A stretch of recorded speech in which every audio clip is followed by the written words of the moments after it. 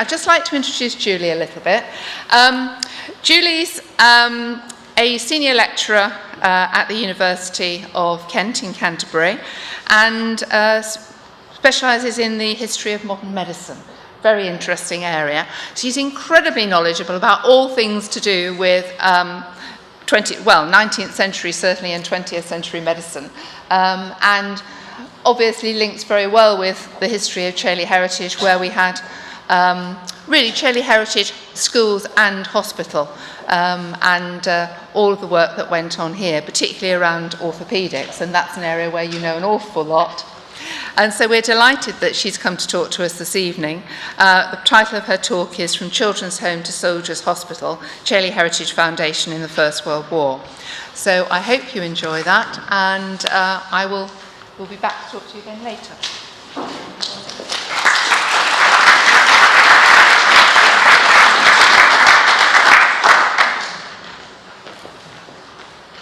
Right, thank you very much. And you haven't even heard me yet. I hope you clap at the end as well. Thank you, Helen, for that generous introduction. And I'm always happy to come to Chailey. I have such a lovely time here, and it's been great getting to know everyone since I've been doing a little bit of research for the foundation. So I'll just start, and I think we have time for questions afterwards. This will only be about 20 minutes or so. Before I do start, though, I'd like to acknowledge that at times in this talk, I use some out-of-date terms that we now would find unpalatable. I assure you that I'm using them as quoted by those at the time to be authentic and accurate. In no way do I, and I'm sure any of you, consider the terms that I might use here in an acceptable way to refer to disabled people. Many of you might know something on the history of how we have come to know Chailey Heritage and how we know Chailey Heritage Foundation. In 1894 in London, Grace Kimmins organised a meeting which resulted in the foundation of the Guild of the Brave Poor Things. A journal described the Guild as, I'm quoting here, a band of men, women and children of any creed or none, who are disabled for the battle of life, and at the same time are determined to fight a good fight. Kimmins had a number of supporters, including Millicent Fawcett, who you may know was the leader of the National Union of Women's Suffrage Societies, Emmeline Pethick Lawrence, leader of the Women's Social and Political Union, and Mrs. Humphrey Ward, who you may know as a British novelist. I draw your attention to the fact here that the majority of these people were women.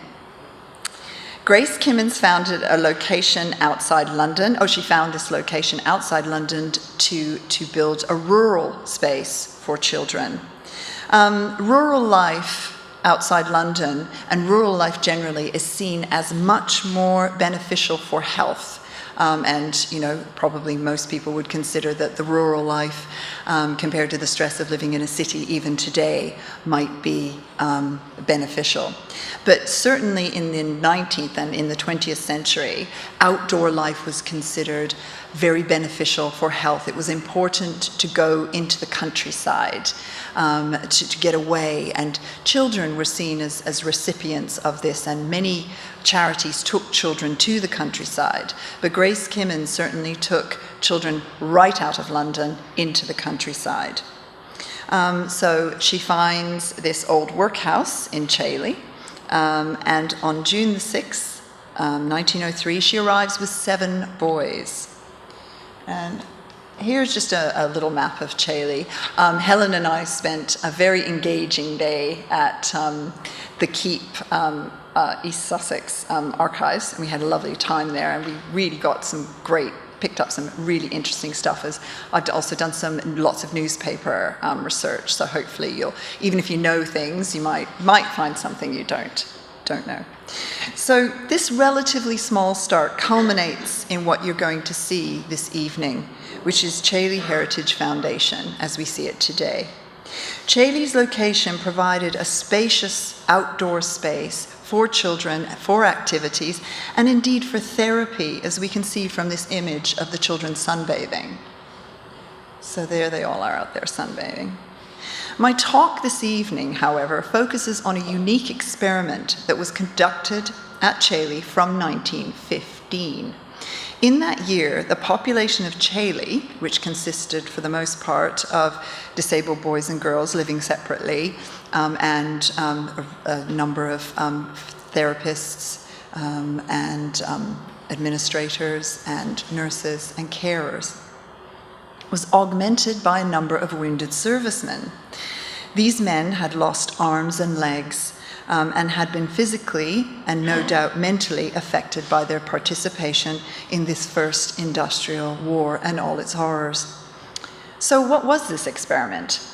According to a fundraising booklet produced by Chailey in 1917, the plan was actually worked out in August 1914. And that's the charity booklet. It consisted of a scheme of supervised convalescence of the body with practical education of the mind.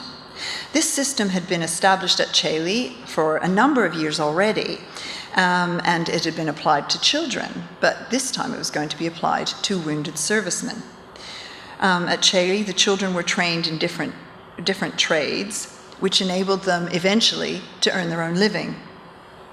The workshops at Chailey, which up until now had really been the preserve of children and their instructors, were turned over to assist with the rehabilitation and retraining of severely wounded and disabled servicemen. The idea for broadening this well-established system to encompass wounded and disabled soldiers once again came from Chailey's founder, Grace Kimmins. And here we have a nice photograph of her. She was what I like to think of as a sort of possibly a formidable 19th century woman, or certainly a woman with opinions, which is always nice. Maybe it's like, I think of maybe some of the characters we see in historical dramas. I see her as sort of a caring version of maybe someone in Downton Abbey. Women like Grace Kimmins were the backbone of charitable organizations in Britain, which were entrenched in the 19th century. Victorians firmly believed in this type of philanthropy, looking after those who couldn't look after themselves. And she was a real embodiment of this, I think. They were often very well connected. Grace Kimmins was very well connected. She had access to influential people, such as the royal family, who were involved in a lot of charity, and still are, obviously, and lent their support through patronage of different kinds of charities. And she was able to get a lot of royal patronage for Chailey. With no official state support for disabled people, well-connected individuals like Grace Kimmins were vital in supporting those who could not make their own living, had to train for specific kinds of work, given some sort of physical limitation. Children were often the recipients of this kind of charity, as they were trainable. It was believed they were most able to overcome the limitation of their disabilities. So how does it work? Well, when the wounded and disabled soldiers arrived at Chailey shortly after the war started, to the newly named Princess Louise Military Hospital, they were each provided with 2 boys who were known as orderlies. This gave the boys a very responsible job, and the boys took it extremely seriously. As far as possible, the boys assigned to each soldier had the same type of disability. So if a soldier had a leg amputated, they would try to match them with a boy who also had one leg in order to create a type of affinity. The boys were taught how to greet their new charges in military style when they arrived. However, poignantly, one little boy who had no arms was recorded as saying the following: "I wish I'd had a hand to salute." The system of educative convalescence, as it was known, was important for a number of reasons. The culture of invalidism, which was seen as a scourge that needed to be wiped out, had to be removed from the soldiers too. They couldn't become professional invalids. I kind of explain that as I go along. Invalidism was this kind of condition where people with disabilities became unused to doing things for themselves. It was noted in one newspaper that wounded and disabled servicemen needed to be less well acquainted with teas and gramophones. It was recognized that disabled people could make a contribution in a number of ways and that they should be encouraged to do so. In addition, the government didn't want to pay a huge pension bill. That was also important for the soldiers. Servicemen received pensions that were based on a percentage loss. So in the First World War, if you lost a finger or maybe a thumb, you would get a 10% pension of the going rate. But a serviceman, say, who was blinded would get 100% pension, just so you can sort of see the difference. But of course, if someone was functioning well, they might get a slightly reduced pension. And the pension bill was enormous because of the huge numbers of wounded. Just amputations alone, there are more than 40,000 servicemen with amputations from the war.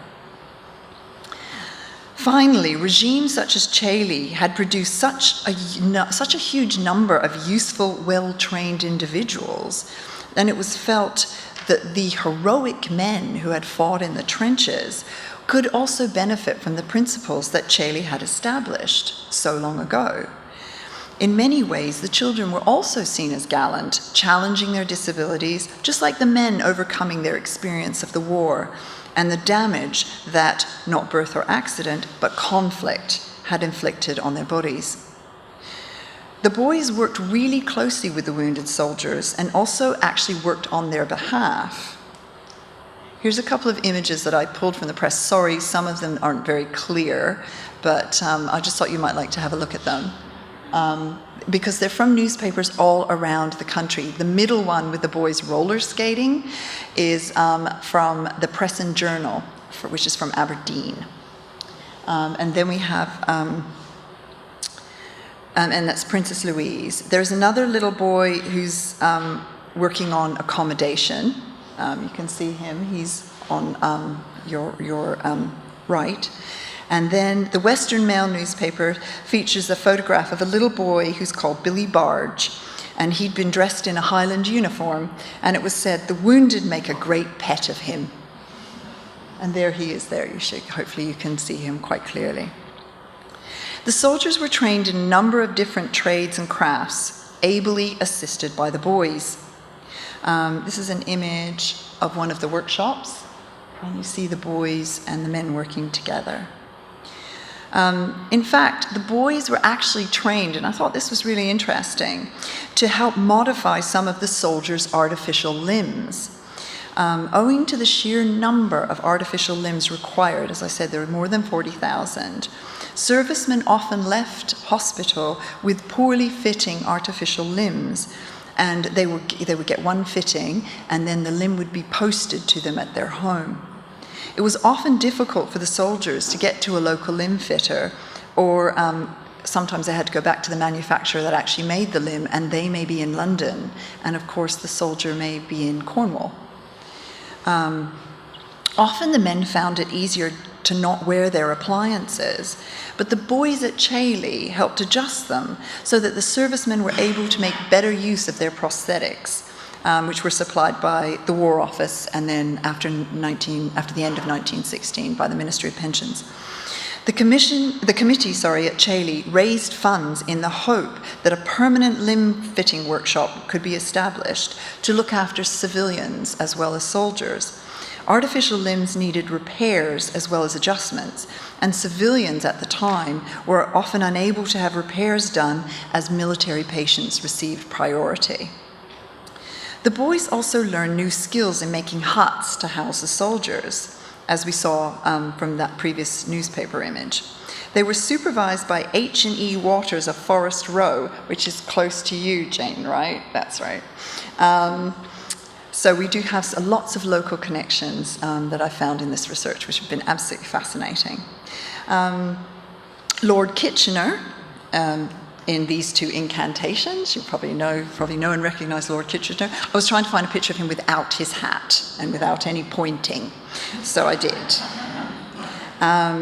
So this is another testament to Grace Kimmins' sphere of influence. Lord Kitchener is also very important. Initially, the boys shared their accommodation with the soldiers, and then they set to work building new huts for themselves. Lord Kitchener, according to newspaper reports, was supportive of the work done at establishments such as Chailey. And the Sussex Express noted, this is a bit of a long quote, "It is no secret that the late Field Marshal took a warm personal interest in the work of these schools and wished to see them extended and their sphere of activity enlarged. This is particularly in the case in connection with a unique experiment known as educative convalescence for wounded soldiers, which was initiated at the Princess Louise ward at the Boys' Heritage." Lord Kitchener, of course, died in 1916, for people who don't know, but the connection with the Kitchener family was maintained through his sister, Mrs. Parker, whose interest and presence at fundraising and important events helped to keep donations to this project coming in. Remember, donations were incredibly important to the establishment and the assistance with wounded soldiers. I'll talk a little bit more about that as we go along. But throughout the country, so many people donated things like their stately homes if they were wealthy, sometimes local schools, for hospitals, village halls. People would give people would give a penny, would give as much as they could, whatever they could afford, to help with the war effort. And so, throughout the country, there were more than 5,000 stately homes given up to house and set up hospitals in that people gave. So, it was an all-encompassing kind of effort that the country made during the First World War. So the following two images I've got show soldiers outside some of the accommodation. So, oops, that's not the one I wanted. Oops, I don't know where the other one's gone. These are quite neat little huts, and I like the picture because these ones were little narrow huts. I have a little boy standing outside, and you can see they're called the Anzac. As an Australian, I appreciate that. And the tricolore, so for the French. But these are really interesting little houses that were built, because what they did with them is they turned them around so they could be out of the wind and facing the sun. Because of course, exactly the same type of therapy, sun therapy, air, water, because they used to go down to the beach, was really important it was believed that these elements were really important to effect a cure. So to be out of the wind and in the sun, and even if there's this quote I have, even if you were very bony, having a suntan made you look better. So, this is, and then the time of Coco Chanel in the 1920s kind of really make it fashionable to have a suntan. Of course, hardly anyone has suntans nowadays. But the idea of the sun as something that cures comes into Britain, and open-air therapy comes into Britain in about 1911. It comes from Germany.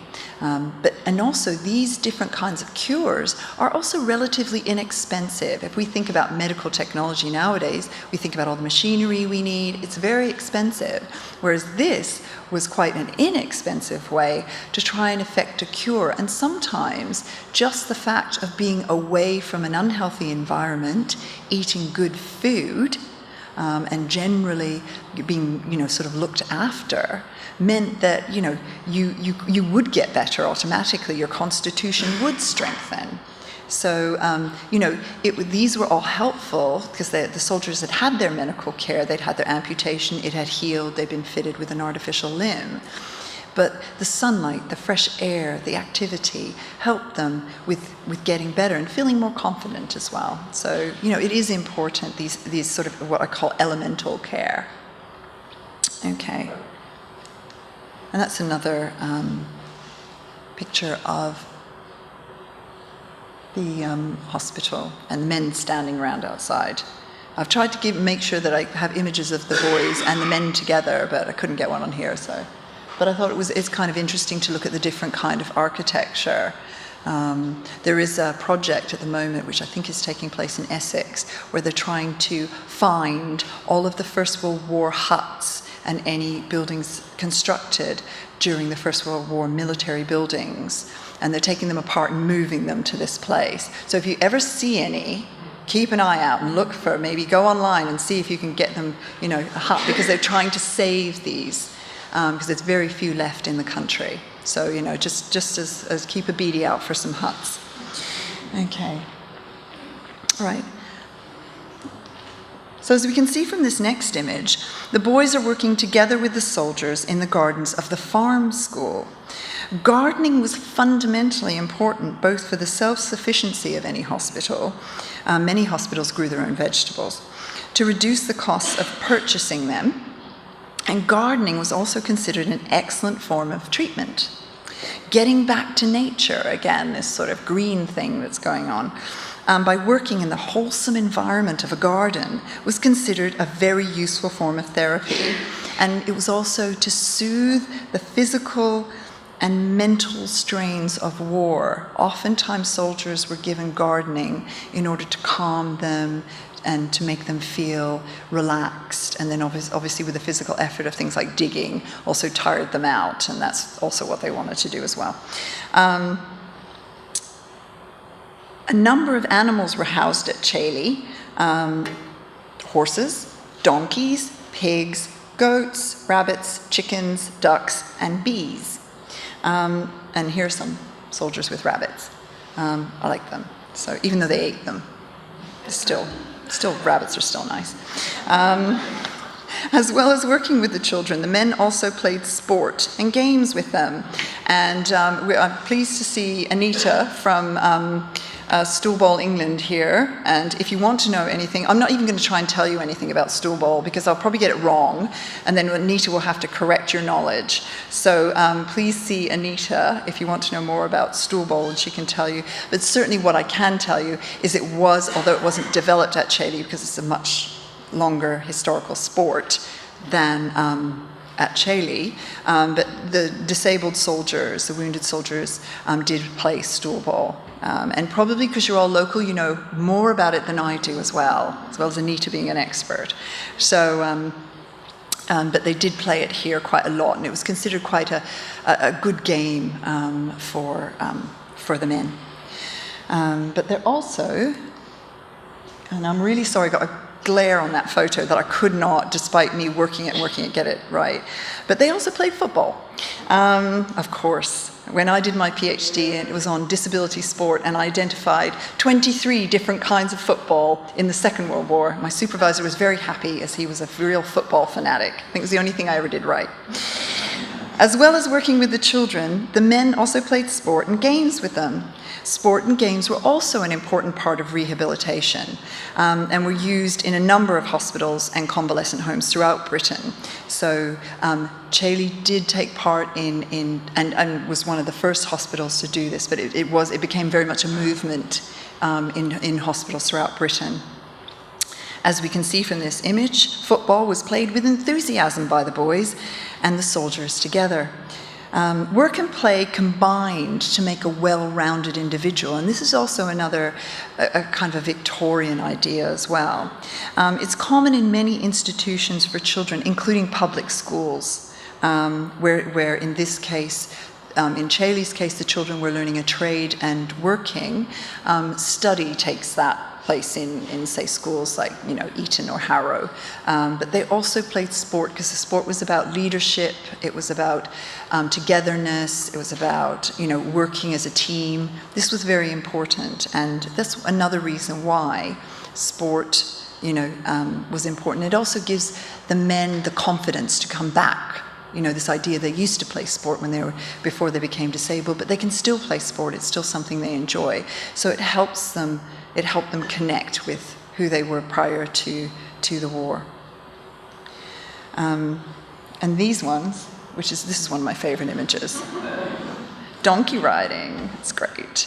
And they look pretty happy on their donkeys.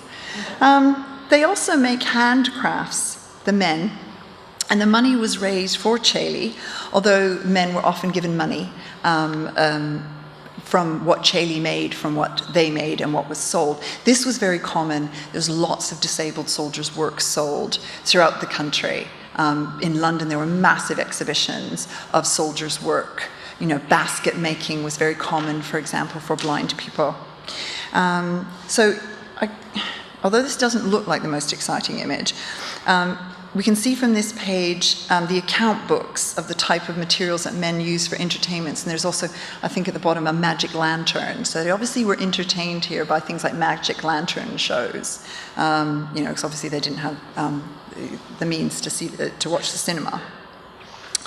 Many men learned handicrafts in hospital when they were bedridden, because obviously it took a long time for healing to occur, say in an amputation. And some of them became quite skilled at knitting, very skilled at knitting, and beautiful embroidery that the men did and that they learned when they were bedridden. I know that probably people might think it's a bit feminine to knit, but remember, fishermen had to knit. And the fishermen, I would say, are pretty masculine, but they had to knit because they had to repair their own nets. So knitting was perhaps not quite seen as the feminine pursuit that it is nowadays. So a lot of them knitted. Local businesses and charities, and they also played music, which I think is quite nice. And you can see the man who's conducting is the one-legged man. Local businesses and charities had always supported Chailey. When the war was on, local people rallied around, as I said, to collect money for the hospital to help support the soldiers. And again, I just have a couple of pages of the accounts from 1915, and you can see that they're regular donations. Many of these donations were as a result of tea parties, raffles, and other social engagements which friends of the fundraiser would attend. As you can also see from this page, many of these women were women. This was partly because of the war, and many men were away, so they didn't really couldn't really fundraise, unless they were very much older, but also because charity fundraising was so often the preserve of women. Violet Wills, who was connected to the Wills company that made cigarettes, donated a significant amount of money to Chailey. See, I told you there'd be inappropriate language there, and I think cigarette is almost an inappropriate word nowadays. So this is my inappropriate word. Cigarette companies, as I said, donated a lot of money to disabled charities, supported them very heavily, gave them a lot of money, and Violet Wills was one of the Wills family. While Grace Kimmins, I think, was an exceptionally good fundraiser, the job of raising money for charity often fell to women. They were understood to be kinder, more caring, and it stemmed from their Victorian role, again, as mothers and keepers of the home. So, just a quick note on the uniforms, because I'm shortly going to finish up. You've obviously seen the men wearing these uniforms. I wanted to give you an idea of what colors they were, because I've shown you black and white photos. These uniforms are called hospital blues. Blue uniform, red tie. If you were an officer, you could have yours tailor-made. But if you were not an officer, you got what you were given. And you can see in some cases they fit rather badly. And notice the roll-ups on one of the images was because they made them with big long legs, so they'd fit anyone. So if you're a very tall man or a very small man, it didn't matter, you just rolled the legs up. And they were also to ensure that nobody went AWOL. You could be seen, because this is what you wore when you were in hospital and there was no choice. Obviously, a lot of men maintain their identity through their service caps. They would wear the cap of the regiment, perhaps, in order to give themselves a bit of an identity, and you probably notice that in the images, and you'll certainly notice the wonderful images that we have here. You'll see men wearing their service hats. But I just wanted to give you kind of the idea of the beautiful green Sussex countryside dotted with these little blue uniforms, if you were thinking of looking at it from a distance, as they go out and about their business of being cured, ably helped by these little boy orderlies. After the war, hospitals and homes for retraining and convalescents were slowly closed. Those with permanent disabilities who could not recover from their wounds, sometimes shell-shocked, as well as physically disabled, were either sent home eventually or moved to permanent institutions. One of those was, say, the Star at Garter home in Surrey. Although the association between Chailey and the soldiers from the First World War was relatively short, Grace Kimmins' idea and its fulfillment certainly was instrumental in the lives of the boys and indeed the men who came to Chailey to be remade. Now, I just want to highlight the Gateways Project and Sam from the Gateways Project, who can't wave because you can't see her, but she is over there. The Gateways to the First World War, this is how I've been introduced to a lot of people and doing a lot of these sorts of events and things like that, is through the Gateways Project. The Gateways Project it's funded by the Heritage Lottery Fund and the AHRC.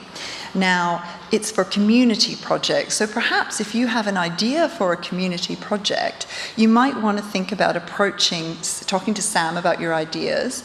It's for groups and community groups. It's getting people involved in their own histories of perhaps their own locations and their own local areas in the First World War. I've put the website at the bottom, but we want to encourage that. It's a group of local people, it's groups of historians, groups of interested people, so it's very, and historians are here to help with projects. If you have ideas, we can help give you an insight or perhaps tell you about where to go and do some research. But Sam is the oracle on this, so you need to speak to Sam. And finally, I'd just like to say some thank yous. I'd like to thank Helen. We've had a lot of fun doing this, and I've had a lot of fun doing this, and it's been great to meet you. Jenny, who has organised everything and who is absolutely amazing, and I've worked very closely with Jenny, and she's had to chase me up on everything, so I apologise now, Jenny. But that's the sort of the nature of, I guess, a forgetful academic, or that's the excuse we use anyway. And then also Andrew at the archives, who was so helpful to us when we went down. I went down with Jenny and Helen, and we had a really, really interesting time. And certainly there are archives for you, so if you haven't been there, certainly you're able to go and research your local area, which is fantastic. And everyone here who's been so lovely at the Chailey Heritage Foundation, I'd like to thank you very much. I've really enjoyed doing this. I've learned a lot. I will probably write an academic paper, you never know. Out of this comes everything sort of academic. But I also hope to keep up my connection with Chailey as well in the future. Thank you so much for your kind attention.